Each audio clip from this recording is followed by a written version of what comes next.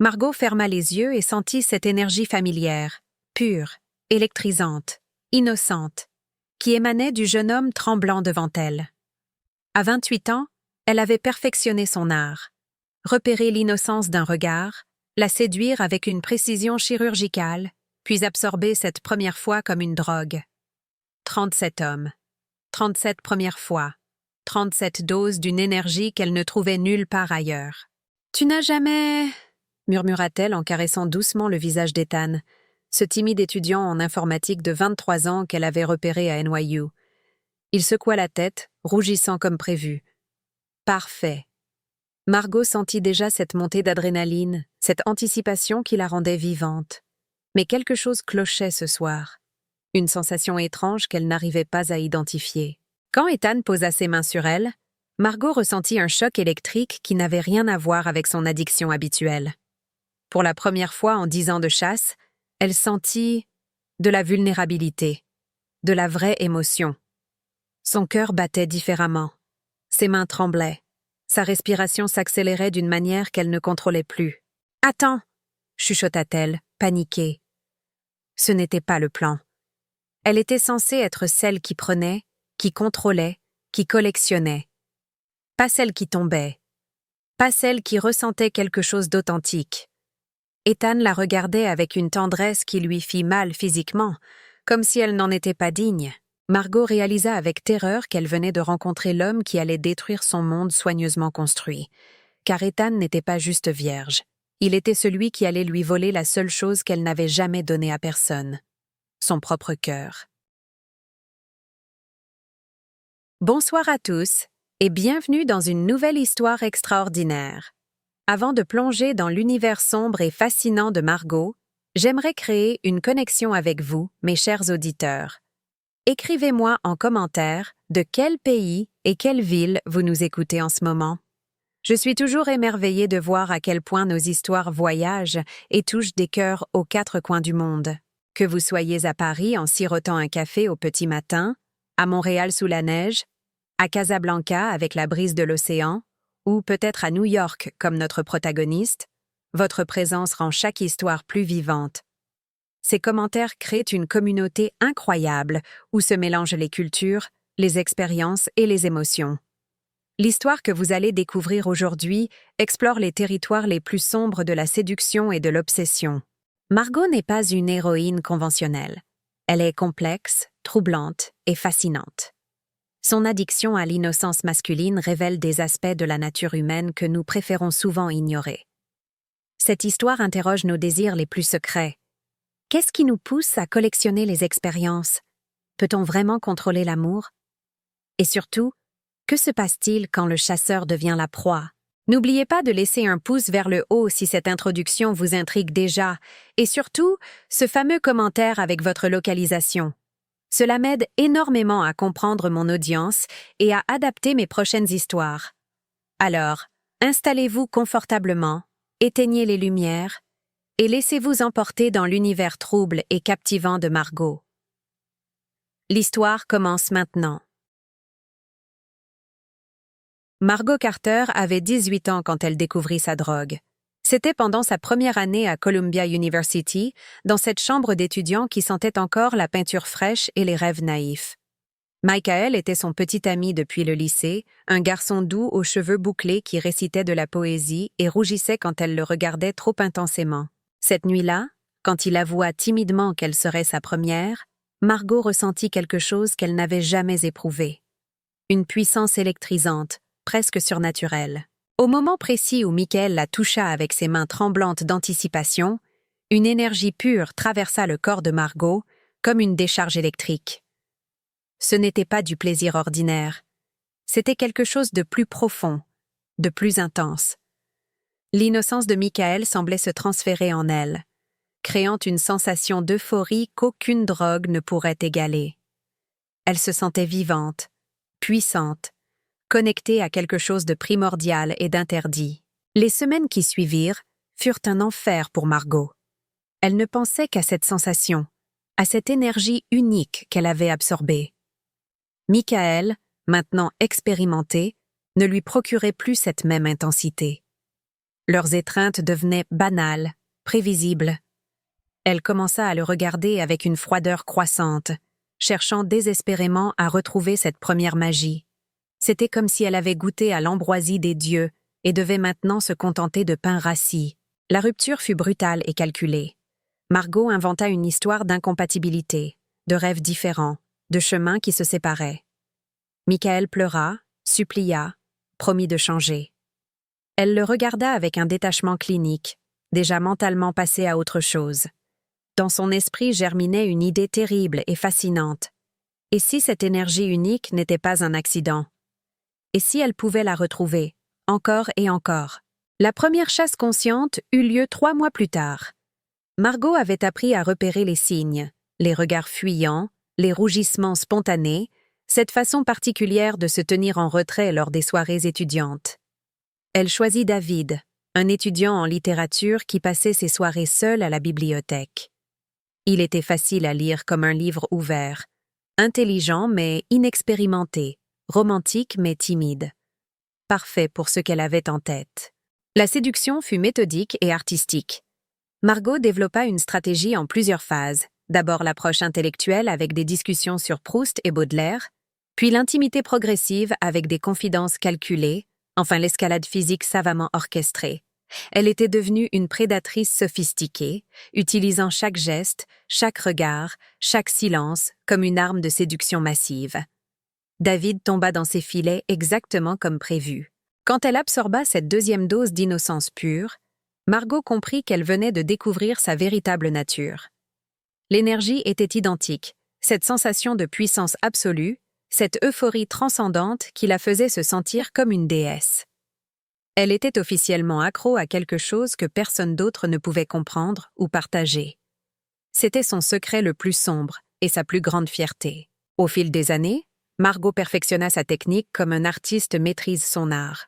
Elle développa un 6e sens pour identifier ses cibles potentielles, apprit à moduler sa personnalité selon les goûts de chaque proie, créa des personas différentes selon les circonstances. Elle était tour à tour la intellectuelle mystérieuse, la rebelle fascinante, la douce confidente. Chaque conquête était unique, personnalisée, irrésistible. Elle établit des règles strictes pour maintenir sa santé mentale et émotionnelle. Jamais de contact après l'acte, jamais de sentiments réels, jamais de remords. Margot se convainquit qu'elle offrait quelque chose de beau à ces hommes. Une première fois mémorable avec une femme expérimentée et attentionnée. Elle n'était pas une prédatrice, se disait-elle, mais une artiste de l'amour, une initiatrice bienveillante. 10 ans plus tard, à 28 ans, Margot était devenue une machine de séduction parfaitement huilée.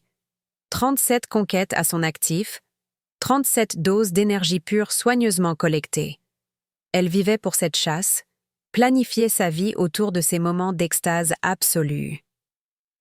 Jusqu'à cette soirée de septembre 2023, dans un café près de NYU, quand elle aperçut Ethan Carter en train de lire L'étranger de Camus.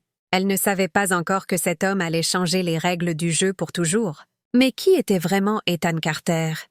Et pourquoi son simple regard fit-il trembler les certitudes de la prédatrice la plus expérimentée de New York? Ethan Carter était exactement le type d'homme que Margot chassait depuis une décennie. 23 ans, intelligent mais timide, beau d'une manière discrète qui suggérait qu'il n'était pas conscient de son charme.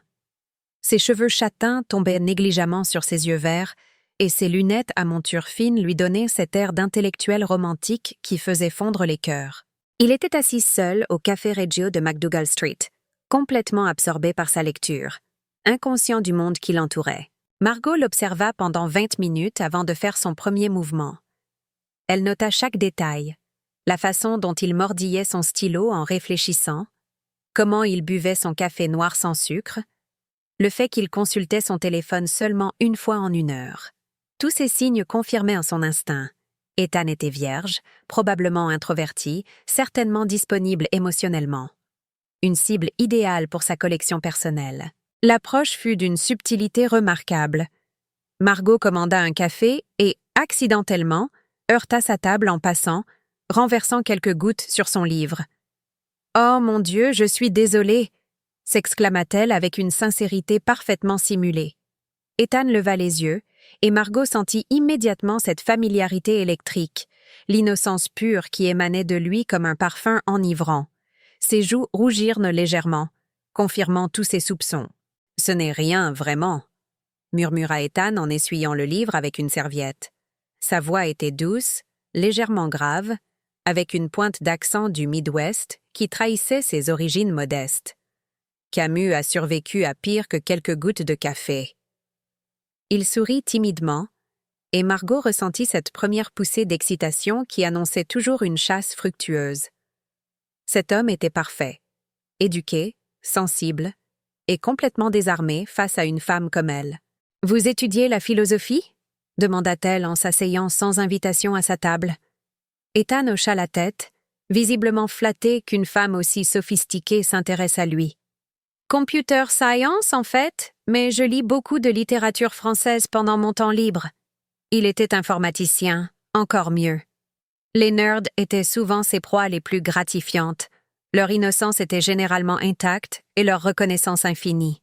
La conversation s'engagea naturellement sur l'existentialisme, puis dériva vers leurs goûts personnels, leurs rêves, leurs peurs. Margot déploya tout son arsenal de charme. L'écoute attentive, les questions perspicaces, les regards appuyés au bon moment. Elle découvrit qu'Ethan venait de l'Ohio, qu'il vivait seul depuis 6 mois, qu'il n'avait jamais eu de vrai petit ami. Chaque révélation était un cadeau qui confirmait qu'elle tenait sa 38e victoire. Ethan était différent des autres cependant. Là où ses précédentes conquêtes semblaient intimidées par son assurance, lui la regardait avec une curiosité genuine, posant des questions sur sa vie, ses passions, ses projets. « Vous avez quelque chose de mystérieux ?» lui dit-il soudain, comme si vous cachiez un secret fascinant. Margot sentit un frisson parcourir sa colonne vertébrale. Personne n'avait jamais lu en elle avec une telle acuité. Ils passèrent 3 heures à discuter, et pour la première fois depuis des années, Margot ne joua pas complètement la comédie. Elle se surprit à partager de vraies opinions, de vrais souvenirs, de vraies émotions. Ethan avait cette capacité rare d'écouter vraiment, de comprendre les nuances, de répondre avec une intelligence émotionnelle que Margot n'avait jamais rencontrée chez ses proies habituelles. C'était troublant et excitant à la fois. Quand ils se séparèrent ce soir-là, avec la promesse de se revoir le lendemain, Margot ressentit quelque chose d'inhabituel, de l'anticipation mélangée à de l'appréhension. Elle avait hâte de le revoir, mais pas seulement pour la chasse. Elle voulait genuinement passer du temps avec lui, apprendre à le connaître, partager davantage de ces moments d'authenticité rares. C'était nouveau, déstabilisant et potentiellement dangereux pour son équilibre psychologique. De retour dans son appartement du Upper East Side, Margot se regarda dans le miroir et ne reconnut pas immédiatement la femme qui lui faisait face. Ses yeux brillaient d'une lumière différente, ses joues étaient légèrement roses, son sourire semblait réel. Pour la première fois en 10 ans, elle venait de passer une soirée sans calculer chaque geste, sans manipuler chaque émotion. Et le plus troublant, cela lui avait plu énormément. Mais tandis que Margot s'endormait en pensant à Ethan, elle ne savait pas qu'à quelques kilomètres de là, le jeune informaticien tapait frénétiquement sur son ordinateur, recherchant des informations sur elle. Car Ethan Carter cachait lui aussi un secret. Le lendemain, Margot se réveilla avec une sensation étrange au creux de l'estomac, quelque chose entre l'excitation et l'anxiété qu'elle n'avait pas ressentie depuis ses 18 ans. Elle passa 1 heure devant sa garde-robe, changeant 3 fois de tenue avant d'opter pour une robe noire simple mais élégante, qui soulignait sa silhouette sans être trop provocante. C'était inhabituel pour elle de se préoccuper autant de son apparence lors de la phase de séduction. Généralement, elle savait exactement quoi porter pour obtenir l'effet désiré. Ils se retrouvèrent au Metropolitan Museum, dans l'aile des sculptures grecques qu'Ethan avait suggérées. Margot fut surprise par ce choix. La plupart de ses proies l'emmenaient dans des endroits plus conventionnels comme Central Park ou des restaurants branchés. Ethan l'attendait devant une statue d'Aphrodite, et l'ironie de la situation n'échappa pas à Margot, la déesse de l'amour contemplant une mortelle qui collectionnait les cœurs innocents. « J'ai toujours trouvé fascinant », dit Ethan en la rejoignant. Comment les anciens Grecs représentèrent l'amour comme quelque chose de dangereux et imprévisible. Aphrodite n'était pas juste belle. Elle était terrifiante dans son pouvoir. Il regarda Margot intensément en prononçant ces mots, et elle sentit une pointe d'inquiétude. Y avait-il un sous-entendu dans sa remarque, ou était-ce sa paranoïa qui parlait? Ils déambulèrent entre les œuvres d'art, Ethan expliquant les mythes avec une passion contagieuse. Margot découvrit qu'il était non seulement intelligent, mais aussi cultivé d'une manière qui dépassait largement ses études informatiques. Il parlait de l'art avec la même aisance que de code informatique, citant des philosophes et des poètes avec une naturelle déconcertant. Chaque minute passée avec lui rendait plus difficile de le voir simplement comme sa prochaine conquête. L'après-midi, ils prirent un café dans le petit restaurant du musée. Ethan commanda pour elle sans demander, un cappuccino avec une pincée de cannelle, exactement ce qu'elle aurait choisi. « Comment avez-vous su » demanda-t-elle surprise. Il sourit mystérieusement. « Vous avez l'air du genre de femme qui apprécie les détails subtils. » Cette réponse la troubla plus qu'elle ne voulait l'admettre. Personne n'avait jamais lu ses préférences avec une telle précision. La conversation dériva vers des sujets plus personnels. Ethan lui parla de son enfance dans l'Ohio, de sa mère bibliothécaire qu'il avait élevée seule, de son père absent qu'il n'avait jamais connu. Sa vulnérabilité était authentique, sans calcul apparent, et Margot se surprit à être émue par son histoire. Elle partageait même quelques vrais souvenirs de sa propre enfance, sa relation compliquée avec ses parents perfectionnistes, sa solitude précoce, sa soif d'intensité émotionnelle. « Et côté relation ?» demanda-t-elle avec ce qu'elle espérait être de la curiosité innocente. Ethan rougit légèrement, le signe infaillible qu'elle attendait. « J'ai toujours été plutôt concentrée sur mes études. Et vous ?» La question était retournée avec une habileté qui surprit Margot. Habituellement, ses proies étaient trop intimidées pour poser des questions personnelles. Elle improvisa une version édulcorée de sa vérité, quelques relations sérieuses, rien de récent, en recherche de quelque chose d'authentique. Quand Ethan la raccompagna jusqu'à son appartement ce soir-là, Margot s'attendait à l'inviter à monter selon son protocole habituel. Mais quelque chose l'arrêta. Peut-être était-ce la façon dont il la regardait, sans la dévotion aveugle de ses conquêtes précédentes, mais avec une curiosité intelligente et une pointe de mystère. Elle se contenta d'un baiser sur la joue, promettant de le recontacter bientôt. Seule dans son ascenseur, Margot analysa ses sensations. Pour la première fois en 10 ans, elle n'était pas pressée de conclure. Elle voulait savourer cette phase de découverte, prolonger ce plaisir nouveau de connaître vraiment quelqu'un plutôt que de simplement le manipuler. C'était dangereux, elle le savait, mais aussi excitant d'une manière qu'elle n'avait jamais expérimentée. Cette nuit-là, Margot rêva d'Ethan pour la première fois. Pas de fantasmes érotiques calculés, mais de vraies scènes de bonheur quotidien, des petits déjeuners partagés, des conversations profondes, des silences complices. Elle se réveilla troublée, réalisant qu'elle était en train de développer quelque chose qu'elle n'avait jamais ressenti pour aucune de ses proies, de l'affection genuine. Mais ce qu'elle ignorait, c'était qu'Ethan venait de passer la nuit entière à compiler un dossier détaillé sur elle. Il avait retracé ses anciens petits amis, trouvé des photos de ses 37 conquêtes sur les réseaux sociaux, identifié un schéma troublant. Car Ethan Carter n'était pas du tout ce qu'il prétendait être. Le 3e rendez-vous eut lieu dans un petit restaurant italien de Little Italy qu'Ethan avait choisi. Margot arriva avec 10 minutes de retard, une tactique habituelle pour maintenir un certain contrôle.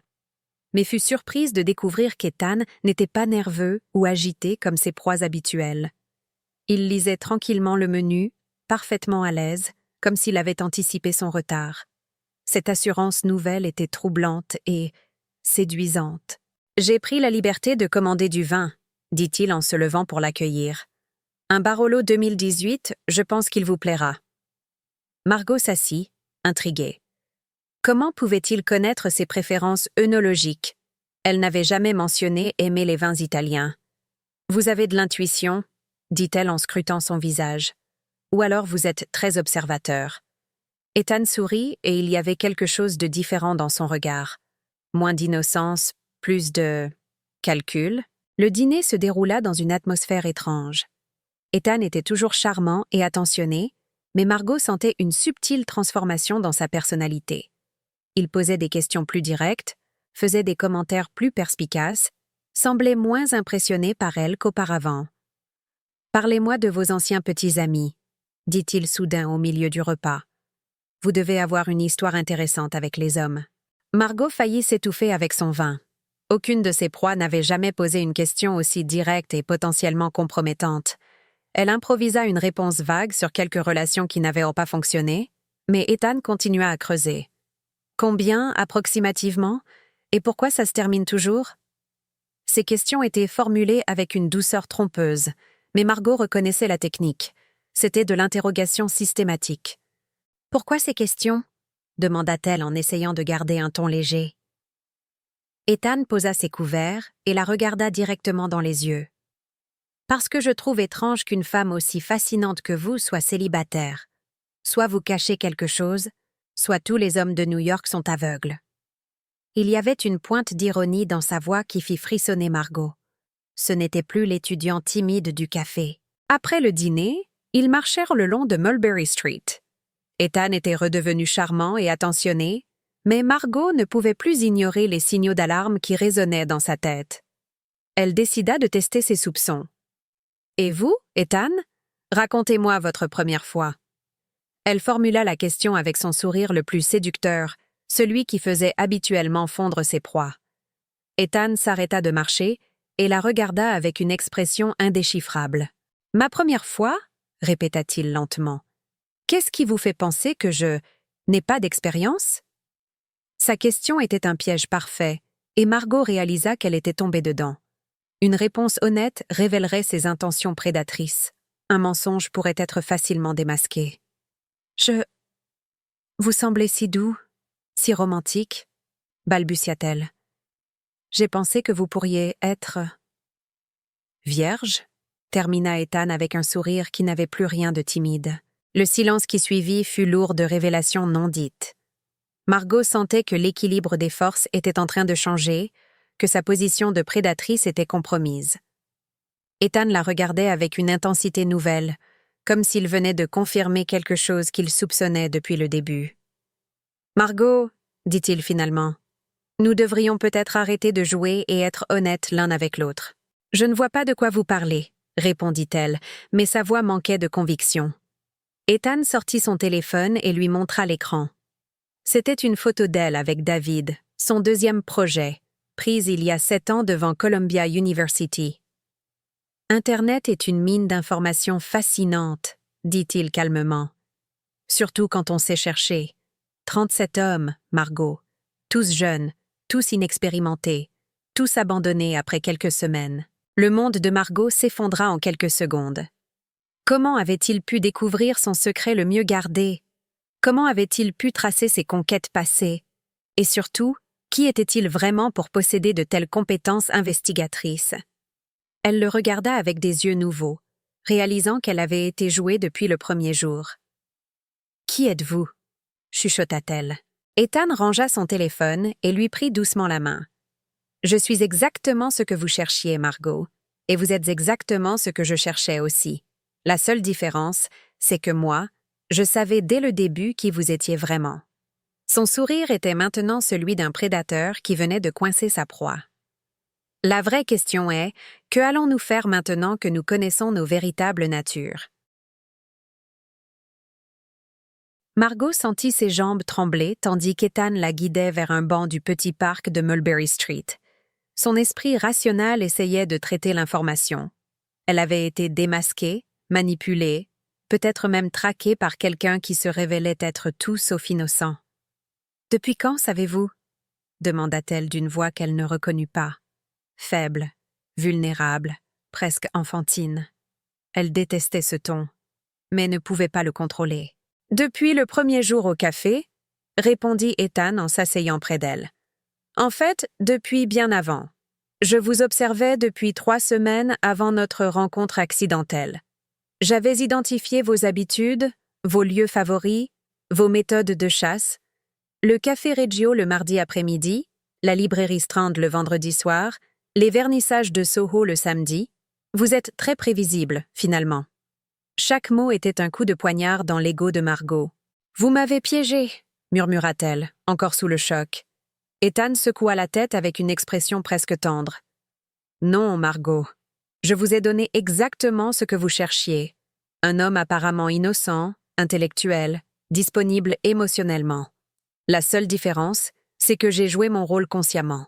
Vous cherchiez une proie, vous avez trouvé un égal.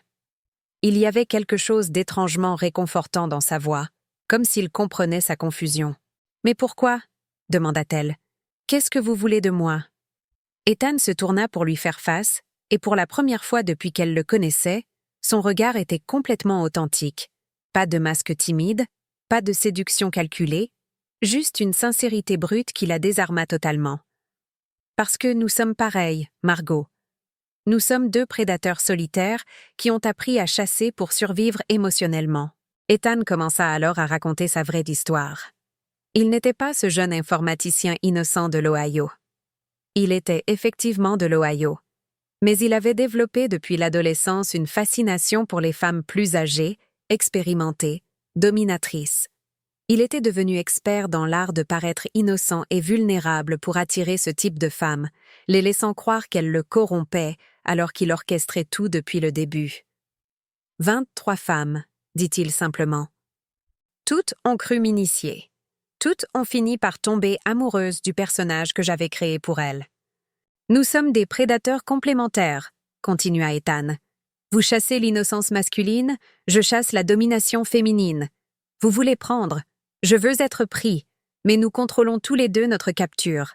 C'est pour ça que je vous ai cherché, Margot, parce que avec vous, je peux enfin arrêter de jouer. Il prit sa main et elle ne la retira pas, trop fascinée par ses révélations. La réalisation frappa Margot comme une gifle.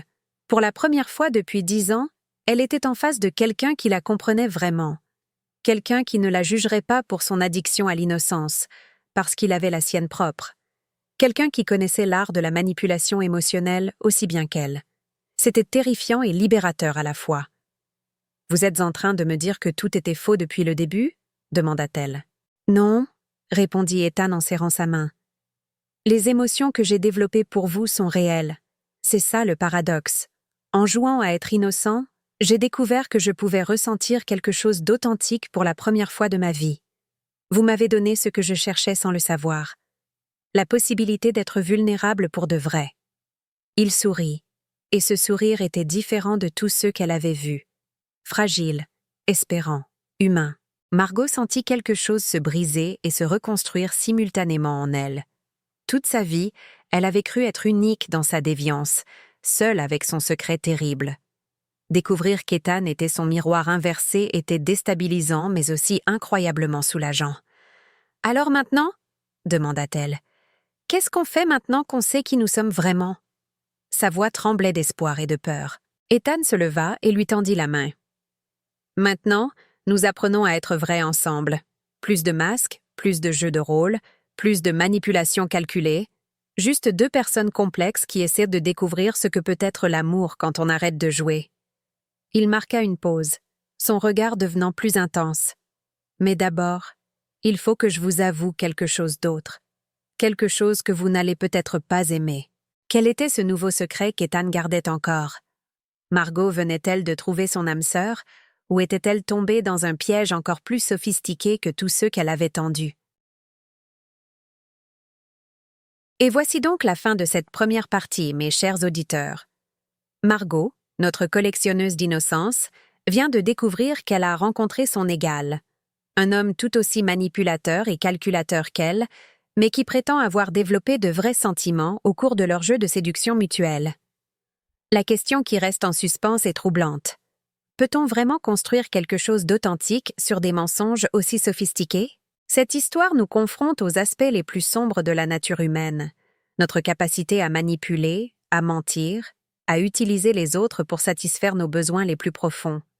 Mais elle explore aussi la possibilité de rédemption, la chance que deux prédateurs puissent trouver l'authenticité ensemble après avoir passé leur vie à tromper les autres. Le plus fascinant dans cette histoire, c'est qu'Ethan garde encore un secret. Après toutes ces révélations, après avoir démasqué le jeu de Margot et révélé le sien, il reste encore quelque chose qu'il n'a pas dit. Quelque chose qui pourrait changer complètement notre compréhension de cette relation complexe. Est-ce que ce dernier secret sera celui qui les rapprochera définitivement ou celui qui les détruira tous les deux? Si vous voulez connaître la suite de cette histoire extraordinaire, n'oubliez pas de liker cette vidéo et de vous abonner à la chaîne. Et surtout, dites-moi en commentaire, croyez-vous qu'Ethan et Margot peuvent vraiment tomber amoureux ou pensez-vous que leur relation est condamnée dès le départ? Vos commentaires nourrissent mes prochaines histoires. À très bientôt pour la partie 2 de cette saga passionnante.